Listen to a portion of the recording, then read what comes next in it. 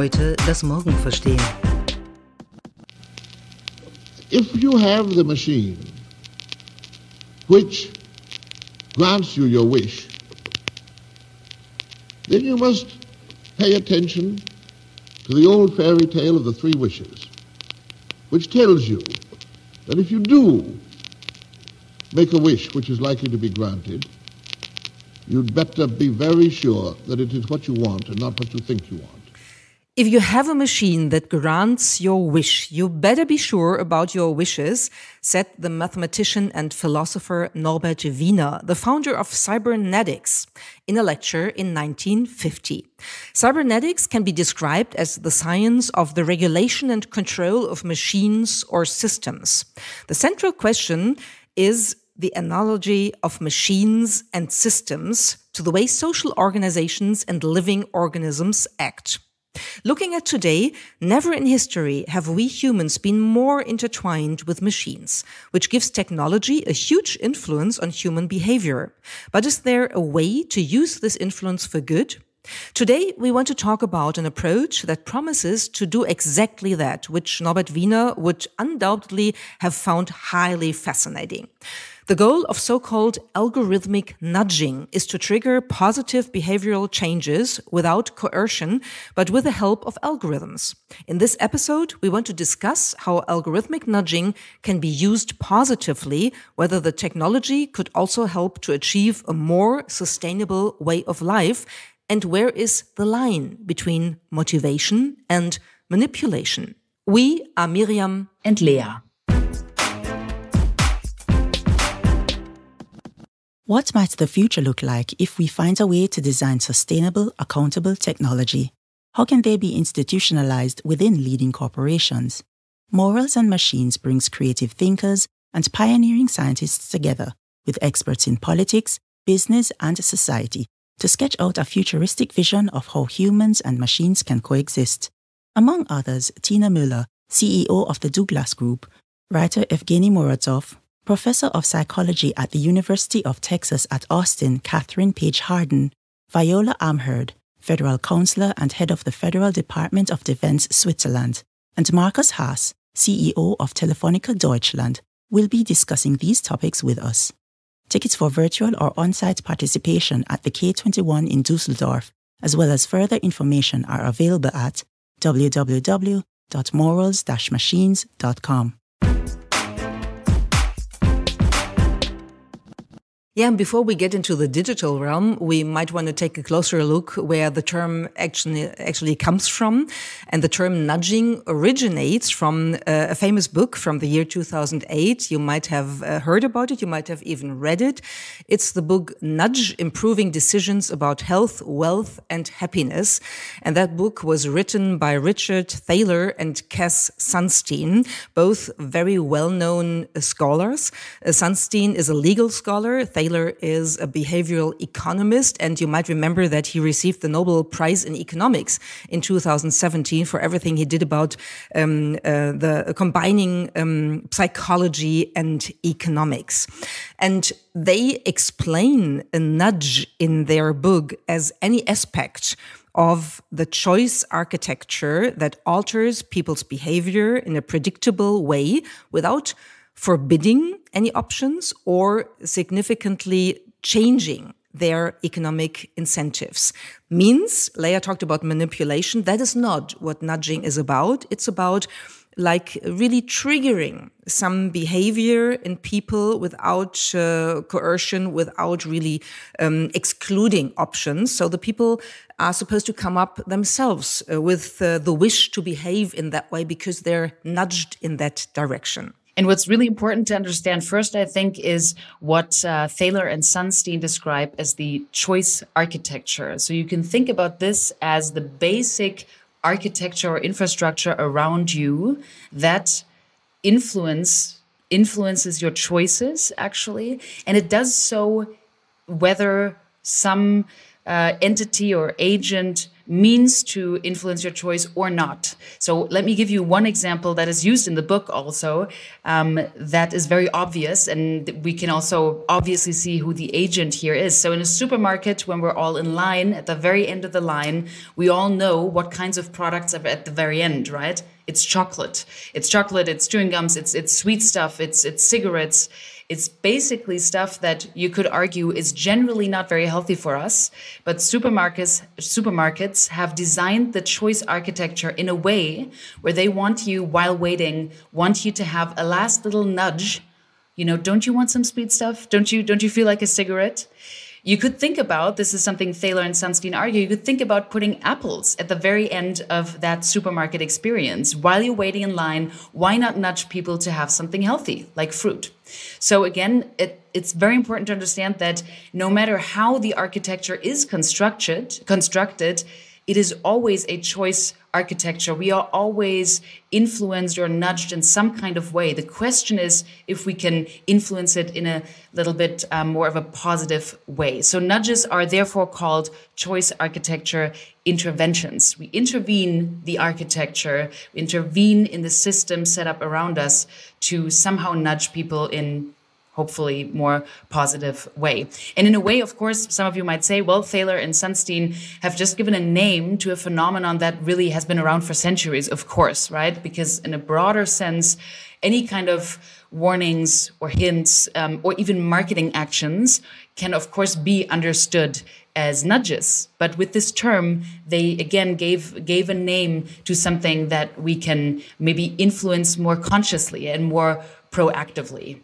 And this is all related to something you, again, also might have heard about, because Daniel Kahneman wrote a famous book about it, Thinking Fast and Slow. It's about how our brain works, how our consciousness is connected to our brain, and which mechanisms, like default mechanisms on the one hand side, get to work there and to influence our behavior, and where we really start to reflect on things. So the behavioral economic approach of Thaler and Sunstein is something a little bit different from what conventional economy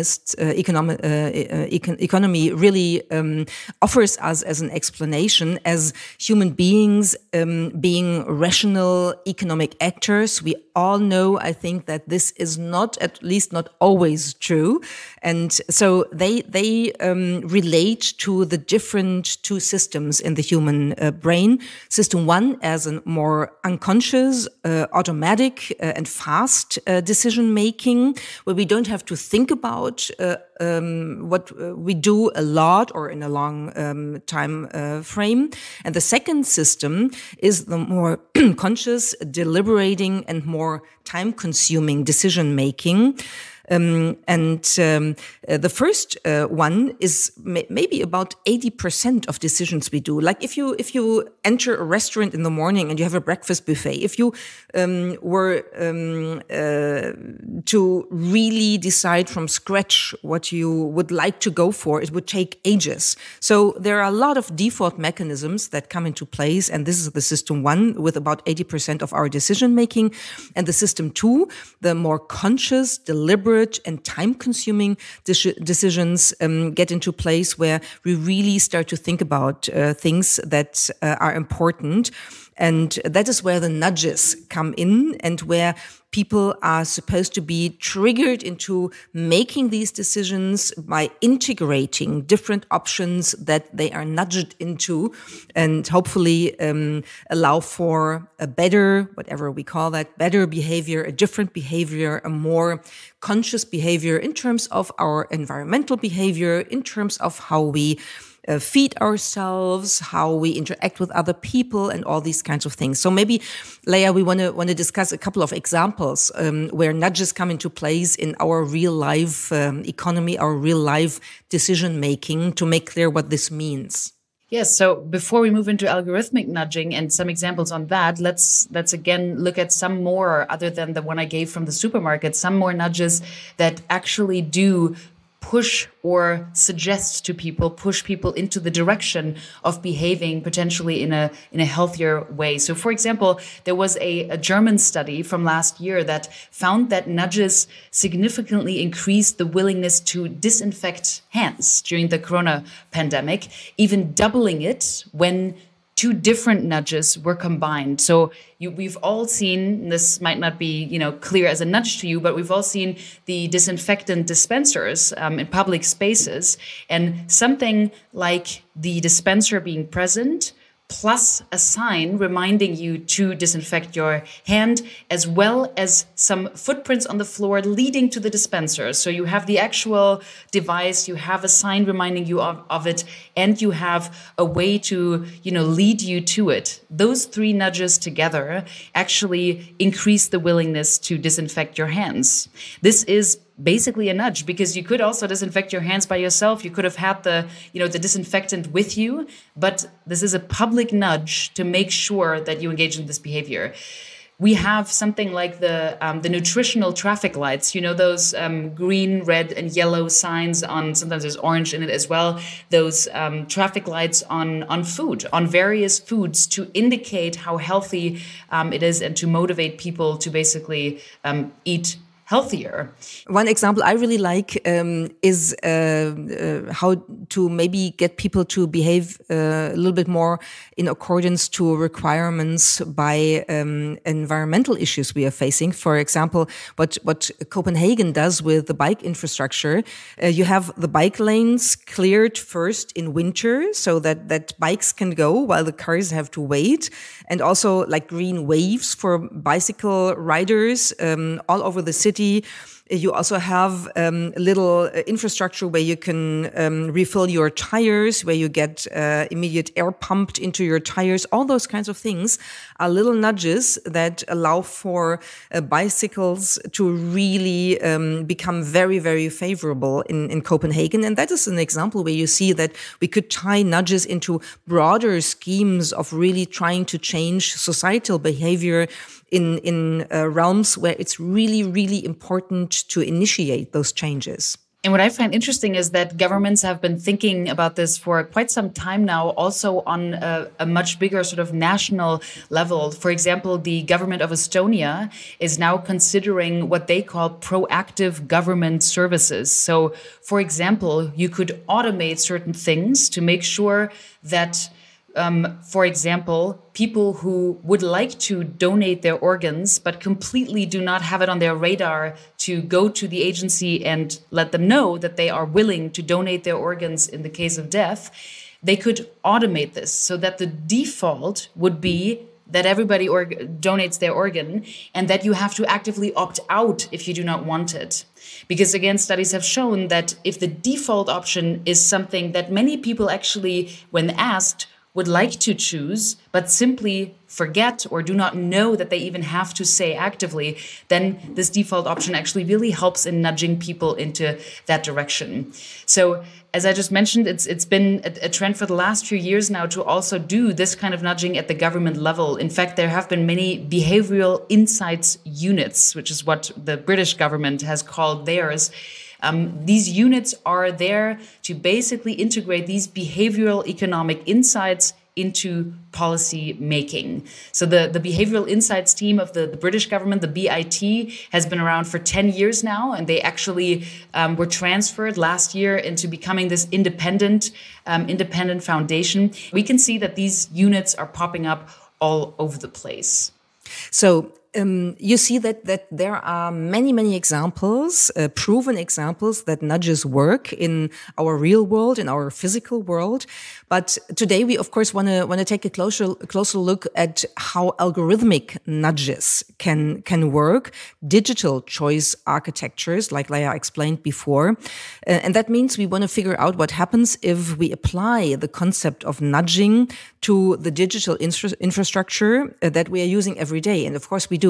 Like in our smartphones, in these little devices, there are many nudges you come across almost every minute, and we are not aware of that. So it might be helpful to talk about that, because sometimes it's a way of nudging that goes in a direction where you could describe it as manipulation, of course, by really triggering people into addictive behavior, to put it very bluntly. On the other hand, of course, we can use these algorithmic nudges also to change our behavior and intertwine it with how we behave in the real world, especially, for example, again, regarding environmental issues we have to tackle. So let's dive into that a little bit deeper. And for that, we talked to someone who is really interesting. She researches a lot about algorithmic nudges.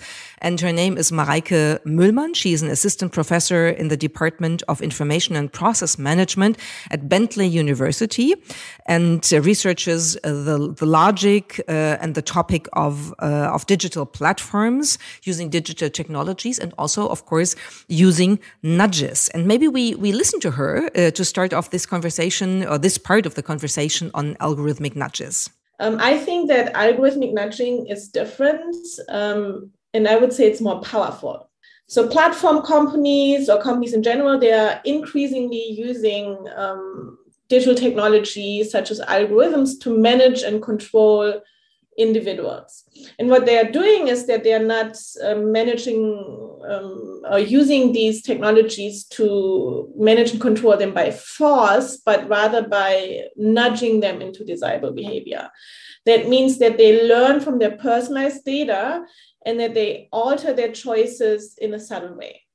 So to summarize, Mareike Müllmann basically argues that algorithmic nudges are even more powerful, right? Because basically it's a combination of large amounts of data being able to be collected and analyzed, then that being used to personalize even these nudges, to even adapt them in real time, and also to predict the necessity of nudges, meaning if you can see online, if you can watch people react to your nudges, you can gauge much better when you need to, even what time of the day you need to basically produce them again and again, or whether they are working in real time, which is something that oftentimes you can't really do in a much bigger choice architecture situation. So it does sound very powerful. I mean, might also sound kind of basic, you know, to think about what these digital technologies are pushing us to do. But in fact, it is not all that basic. It's actually very powerful and comes with a lot of responsibility that these platforms hold. I mean, we've talked about the larger examples, you know, Facebook nudging us to engage in a lot of kind of sensationalist content and a lot of polarizing content. But this can also go down to the very, very personal day-to-day life. I mean, Miriam, do you have any nudges on your phone, actually not on platforms, but rather on apps that remind you to do certain things every day, for example? Yes. For example, I have an app on my phone that reminds me to drink water regularly, because I regularly forget about that. So a notification pops up and tells me it's time to drink a glass of water, and that happens like once an hour. And at the beginning, I found it quite disturbing, I have to admit, but actually, it made me think of drinking water and then also doing it, actually. And I've used that for a couple of months now. And now this regular drinking a glass of water has turned into a habit. And I don't even need the nudges anymore. So I have to admit that worked quite well. And in this regard, I also think it was a good change of behavior, because now I'm just used to the ritual of regularly taking a glass of water and drinking it. So I recently got my first Apple Watch, and I did not know that it would remind me by vibration every hour to stand up, because basically we're all sitting a whole lot, right? And it is kind of interesting because we've all heard that sitting is the new smoking. It's incredibly, unhealthy to do that for hours every day. And I have to admit, I wasn't aware just of, first of all, how many hours without getting up, how many hours I was sitting for. And though I was kind of annoyed by the frequency of the reminder, I agree with you on the fact that it basically lodges the knowledge very deeply in your awareness, and then, usually leads you at some point, hopefully, when the tipping point comes, it triggers you to actually engage in the behavior. Let's look at some more nudges on larger digital, on the larger digital infrastructure around us. We have, for example, personalized nudges to come up with a stronger password. Even the little sign saying, actually, you've used this 37 times and it's very simple. It's your birth date. Do not do this. Even little reminders like that, or payment apps that allow you by default to leave a tip, that even suggest a tip to you. I know the taxi app that I use basically has a default tip for all the drivers, which I like because I don't want to forget not to tip them unless, it was a horrible drive, in which case I might consider it. But I like here the nudge to pay people according to their service. Or you just mentioned, Miriam, many health applications are currently suggesting, either a certain diet for people or nutritional advice or drinking water. We have this all around us, all these little digital nudges. Another example that is interesting, I have an account with Bank of America from the time I lived in the US, and what they do to nudge people into saving some money and raising the awareness of how important it is not to spend everything all at once. Whenever you make a transaction or you pay with a credit card, they ask you by default keep the change. So the change will just be kept and put back into your savings account, or sometimes they have like some period of time where they donate the change then to some social organization or things like that. Everything about this is about nudging. So we are nudged into things every second of our life in a way. Let's move into the question of whether these nudges are definitely always good, because we've mentioned now multiple times, of course, there are also certainly many examples of digital platforms basically nudging us in a nutshell to stay longer on their platform or to even use their service. One example is that Uber sometimes shows you little icons, or at least they used to. This, many experts and researchers have found that they used to show you icons of little cars moving closer to you than there were actually drivers available, so that you would think or be led to think that the car would likely be there faster. And then you would, use their service and realize then that it actually takes a lot more minutes for the car to get there. So this is just a tiny example. Many others that nudge us to either stay for longer or, buy more products. And I want to hear from Mareike Müllmann again about whether nudges can really be only, a way to change people's behavior for good, or especially even to live in a more eco-friendly way. When we think about using algorithmic nudges for good, I think we're still at the beginning. But think about social media, for example, to United Nations organizations, nonprofits, and so on have been using social media for a long time to get their message out there. If you think about more sophisticated approaches, such as personalized real-time reminders that are sent to individuals in order to make them behave in certain ways, you can think about reminders sent to an Apple Watch, for instance, then more has to be done to really implement that. So we see these kind of approaches when it comes to weight loss, for instance. And we've also see that there are a lot of climate change apps, so to say, out there. But at this point in time, they often solely provide information, for instance, about a carbon footprint. But algorithmic nudging would really put this to the next level, where you would really use data from an individual, personalized data, adjusted in real time to a specific situation in order to really nudge an individual to behave in certain ways. So I think it's possible, and discussion focus on these topics have started, but we need to see more. Well, we need to see more, like Mareike Müllmann says, and she emphasized that algorithmic nudging apparently puts the whole thing at the next level because it's totally personalized, and the technical opportunities we have using our devices, using digital platforms to send out personalized nudges really takes it to a next level. So if we stick with the example of Uber that Leia mentioned before, There's another example where we could figure out how difficult it is to really make a decision whether it's like nudging people into better behavior or if it's kind of a manipulative approach that really, also kind of takes people hostage of their own desires by pushing them further. Uber just implemented a function for some time where they nudged drivers into working more and more because the drivers got personalized messages where it said 2 more rides and then you will have made like so many dollars this day, or different kinds of messages that really pushed the drivers to work more and more. Is this a good thing? Well, depends on your perspective, and we could question that. We could debate that, for example. Another example is sticking to the realm of health improvement. If you think of yourself, and I assume a couple of you use Apple Watches, like Leah said, or wristbands, or rings, or whatever, devices that tell you how you behave, whether you behave in a healthy or not that healthy way. And that is, first of all, perceived as good. I would also say so. And I'm also using such a device.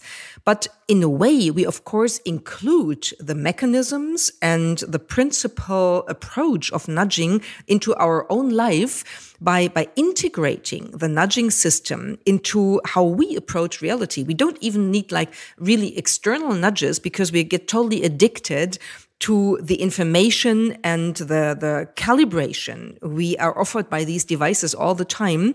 And this is an example where this system of nudging people, on the one hand side, really changes whole realms of behavior in life, where we could think, don't we then kind of interfere with personal freedom in doing so, in letting people integrate these systems of nudges into their own approach of living in a way that is, well, rather holistic. I mean, the question of free will or autonomy, human autonomy, is, of course, very central also to the work, just to bring it back to them, of Cass Sunstein and Richard Thaler. They call their approach libertarian paternalism. The paternalism tells you that it definitely has something to do with having a sort of suggestive nature here. We can definitely debate whether that still has anything to do with real autonomy when we are so at least influenced, to say the very least, in our choice architecture. But maybe just to give you some more context, so there are many ways of nudging, there are many types of nudging, and actually the Technical University at Munich, in a recent study, found that there are likely 7 ways, potentially there are more, but they found 7 ways of digitally nudging positive behavior. Again, also negative, but these are 7 ways that you might want to keep in mind. So number 1, we have, and I'll go into examples in a second, but we have priming, we have decoy or deception, we have goal setting, defaults, feedback, social comparison, and framing. So let me just give you one example that I also remember from Sunstein and Thaler's book, social comparison. It actually really has a huge influence on us, how we compare to others. So, for example, they did a study where they told people by letter, they sent out letters to hundreds, if not thousands, of American households, telling people how they compared in their energy consumption, how they compared to the people on their street. So, for example, they said, quite frankly, you are, 50% worse. You consume way more energy than everybody else on your street, just so you know for next year. And this sort of, first of all, the framing of it, but also the social comparison of somebody holding a letter, so knowing that somebody else noticed this about their behavior and being compared to their neighbors on their street, actually had an influence on people because, of course, we do want to adhere to social norms. We want to be liked. We want to be thought of as a certain identity. And what's interesting, though, in the study at the Technical University of Munich is that it really matters when these nudges actually occur. So apparently nudges before the action of somebody. So for example, like goal setting, set yourself a goal of reaching this, are not as effective as the nudges that occur after the action. So for example, feedback or social comparison, telling somebody afterwards, you actually performed much worse than your peers. It has a bigger effect on how you will behave in the future. So I thought that that distinction was interesting, and also just the different kinds of, of ways of going about this. And you can imagine that these kinds of nudging, especially regarding the social comparison, has a lot to do with the public opinion climate we are facing in the respective times we are living in. So the example that just came to my mind thinking about it was this discussion about flight shame in German, Flugscham, that came up in the course of the debate about climate change and the learning during the pandemic that we actually could do without flying every day from here to there. And this is, of course, also related to nudges, where people say, I'm not going to fly anymore because it's really not good for the environment, and I'm going to take the train from now on. And the more people say that, the more pressure, of course, occurs. So we have something where we have a combination or a connection between personal, individualized nudges and the whole public debate, the whole public opinion climate, where things go together. And the more they do, the better these nudges probably work.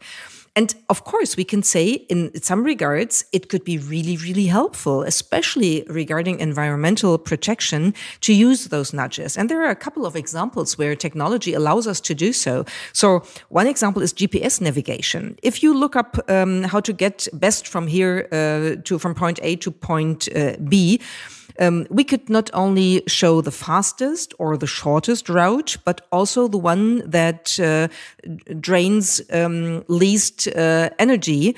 And there is actually already something like that on Google Maps. There's a Google Map feature for that. If you don't know that, check it out.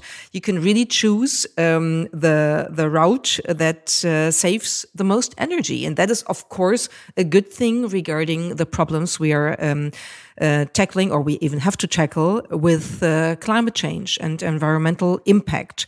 Also, while traveling, whenever we choose something, we could always highlight the environmentally friendliest route, the friendliest flight we could take, that we could choose then to have at least a lower impact on the environment than we would have otherwise.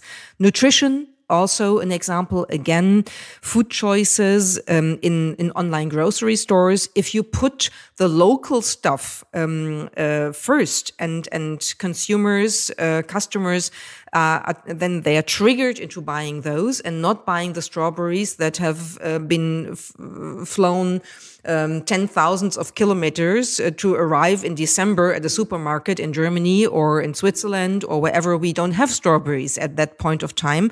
And of course, also the example of energy use. We have all heard about smart metering.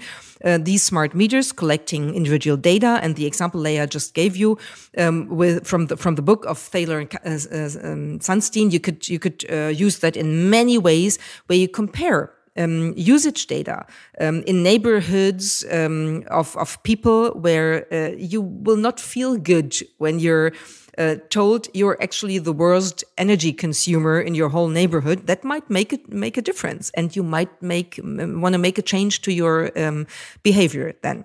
Let's finally think about the sort of line between ethical and unethical uses of this kind of nudging. Can organizations really take advantage of these strategic choices and nudges in a good way while acting ethically? And again, we have Mareike Mühlmann, who has some thoughts on the conditions under which these nudges really actually are used ethically.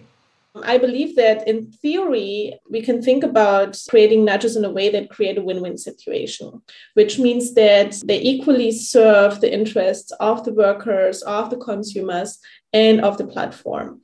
Just think about one specific example. Think about security, for instance. So workers, for instance, may get personalized messages or reminders on their Apple Watch to watch out for certain chemicals. So really personalized nudges based on a certain location they're in, for instance, can also be used for good in case a win-win situation is being created. Apart from that, we also need to think more about the technology at hand. So if we think about algorithmic nudging, as mentioned earlier, large amounts of data being collected, algorithms are used to find patterns in the data and then expose individuals to personalized real-time cues, right, to make them behave in certain ways. So that obviously then means that in order to handle the situation ethically, companies really need to explain the algorithm's logic and to share very detailed information about what data they're actually collecting, how they store this data, and what they do with this data.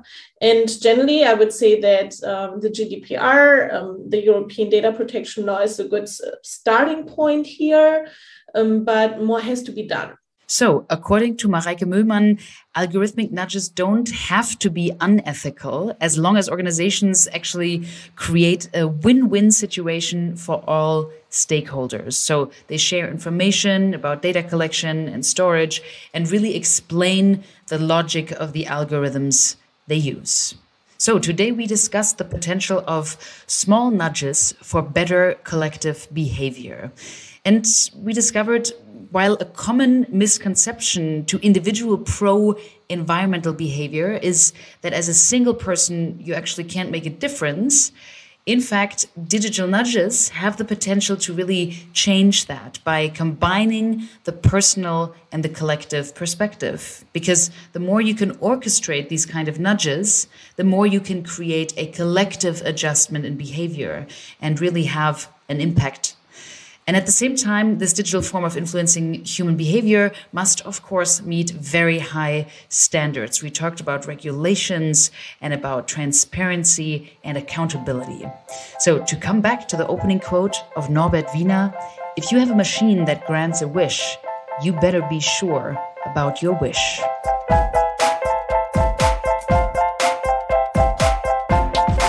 Ada. Heute das Morgen verstehen.